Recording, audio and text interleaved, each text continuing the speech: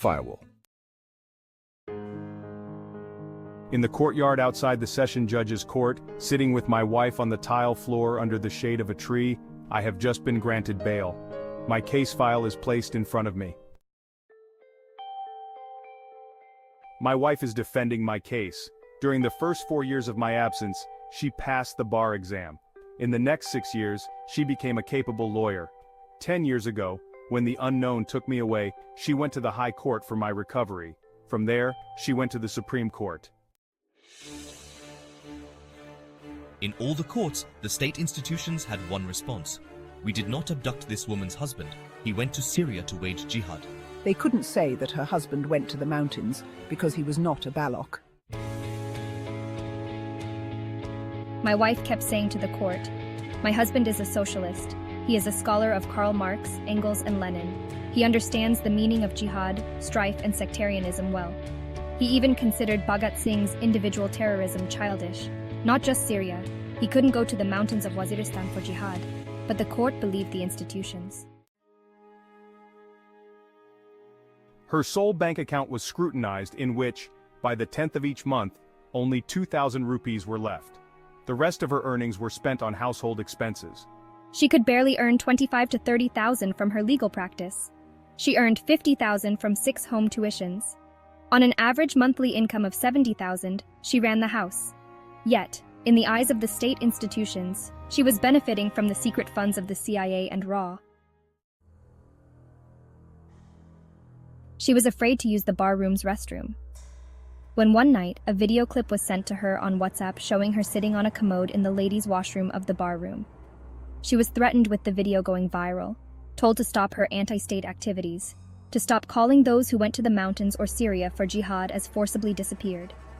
She stopped using public restrooms, but she didn't stop fearing the unconstitutional, illegal actions. Before my enforced disappearance, she used to be irritated by my socialist ideas. She was troubled by my lack of religious practice, fearful of my atheism. She feared my going to hell, begging her God for my guidance after every prayer. She wrote to Ilyas Kadri asking for a prayer to bring her husband to the right path. She believed that books had led me astray, that I should be freed from Marx's influence. Then, one dark night, a dozen plainclothes men broke down the doors of my house, hurling abuses, barged into my bedroom and started beating me. When she tried to defend me, calling her a prostitute and a whore, they dragged her by the hair and threw her to the ground. She couldn't believe such things happened in the God-given state. For my recovery, from the police station to the courthouse, from human rights organizations' offices to media house buildings, she had to make rounds for years. In the office of the ISI sector in charge, she was told, "Your husband was raising funds for terrorist organizations in Pakistan. He was overseeing sleeper cells in the south." She tried to inform them about my meager earnings, how I barely made 30,000 a month. During COVID, it was hard for her to even buy pads for herself. She couldn't buy new bras and underwear for 2 years. As the duration of my enforced disappearance extended, the loneliness at home started to eat her up. She then dusted off the books in our bedroom plus reading room and began to read my books. She read Kafka's Trial, devoured Brecht's Atheist's Overcoat, read Marx's Paris Commune, Engels' Anti-Düring, memorized Pasha's poems, watched Bhagat Singh's story.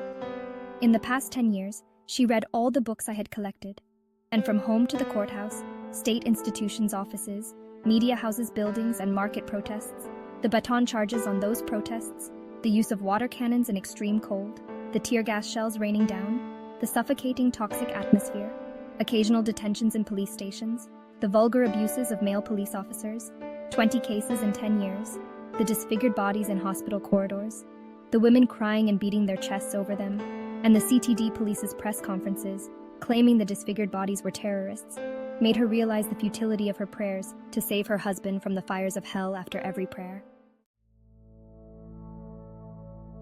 She began to think, why didn't I pray for the hell burning outside our home and society to turn into a garden? In the session court's courtyard, she kept looking at me. I was also writing a condolence post on my Facebook wall for the death of Aftab Iqbal Shamim. I was typing his poem, What Could I Do? After reading its 2 lines, she said to me, "Wait a minute. Listen, do you know?" They are installing a firewall. What is that? The latest system for virtual world surveillance, which will make profiling every dissenter easier. They have declared 200,000 words as forbidden and dangerous.